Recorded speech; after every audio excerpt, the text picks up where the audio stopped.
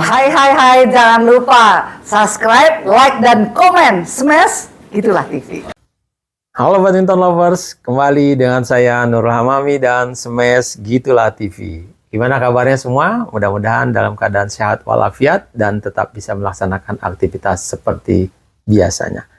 Badminton lovers, acungan jempol dan apresiasi patut kita berikan kepada pemain tunggal putra kita, Jonathan Christie alias Jojo.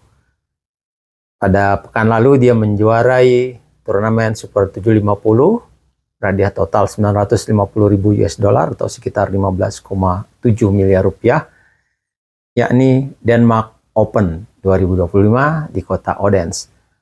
Luar biasa, dia tampil penuh percaya diri dan puncaknya di partai final dia menenggelamkan unggulan pertama dan pemain peringkat 1 dunia, Shi Yuqi dari Cina. Dan tentu saja ini sebuah bagi kita hadiah. Kenapa? Karena memang sudah lama sekali pemain kita tidak tampil menjadi juara di Denmark Open. 16 tahun silam, terakhir di tunggal putra Denmark Open, pemain kita yang juara adalah Simon Santoso, dan sekarang bisa diukir kembali oleh Jonathan Christie. Dan tentu saja lebih berarti bagi Jojo, akan menambah semangat dia, akan menambah kepercayaan dirinya setelah dalam beberapa turnamen yang diikuti sepanjang 2025 ini, dia baru sekali tampil sebagai juara, yakni di Korea Open. Maka dengan dia juara di Denmark Open, ini dia menjadi gelar keduanya tahun ini. Sebelumnya dia hanya tampil sebagai finalis dan semifinalis, terutama di finalis ketika di Indonesia Master, justru di depan publik sendiri dia menyerah. Dan dia tampil lagi di French Open pekan ini. Sayang sekali memang dia kalah di babak kedua dari pemain Jepang, Koki Watanabe, dalam pertandingan yang sangat tragis, dramatis. Saya katakan dramatis karena pada game pertama Jojo seperti akan memenangkan pertandingan ini dengan mudah ketika dia memenangkan pertandingan ini dengan 21-12.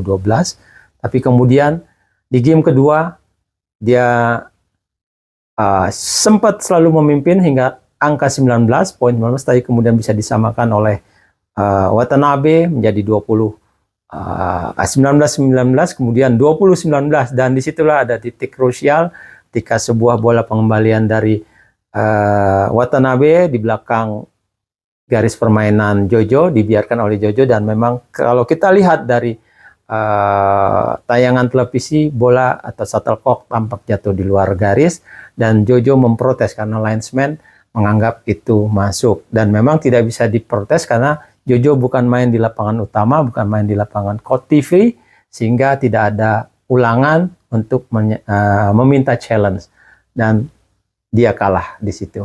Maka game kedua milik Watanabe dan permainan ditentukan oleh game ketiga. Nah, di game ketiga sebenarnya juga Jojo sudah bisa memperlihatkan kembali permainannya, bisa fokus kembali, bisa konsentrasi lagi, dan dia walaupun terus ketinggalan sampai akhirnya dia bisa mengejar di poin 13-13, kemudian dia malah unggul di 15-13, tapi kemudian terjadi lagi beberapa kali angka imbang, dan Jojo sempat match point di 20-19.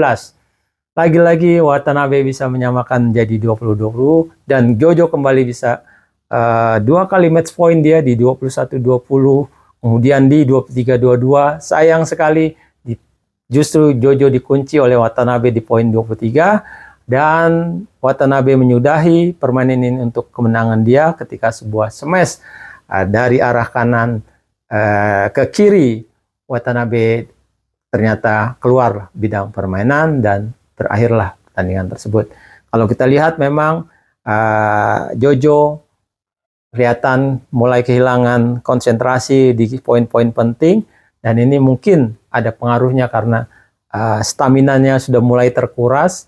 Dan memang kita lihat juga, saya lihat ketika di babak pertama ketika melawan Kenta Nishimoto, walaupun menang tapi Jojo tidak memperlihatkan stamina yang Spartan, yang kuat seperti ketika dia tampil di Denmark Open.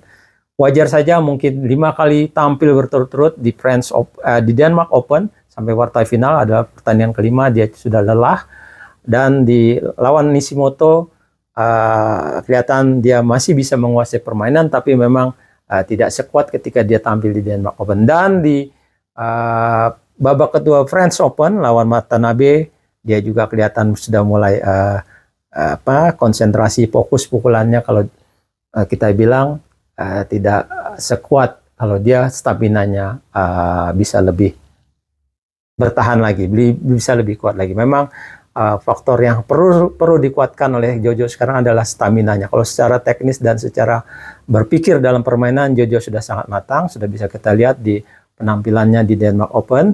Cuman memang stamina harus dia perbaiki, dan seperti dia akui sendiri, memang dia pelan-pelan untuk memperbaiki terutama badan-badannya yang terasa sakit, perlu dia balikin kembali ke posisi seperti semula. Itu pengakuan dari Jojo, dan kelihatan memang di Denmark Open dia tampil lepas dan bisa akhirnya bisa menjadi juara.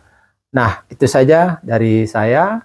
Saya kira mungkin badminton lovers punya pendapat sendiri, silakan komen. Jangan lupa share, like. Salam badminton.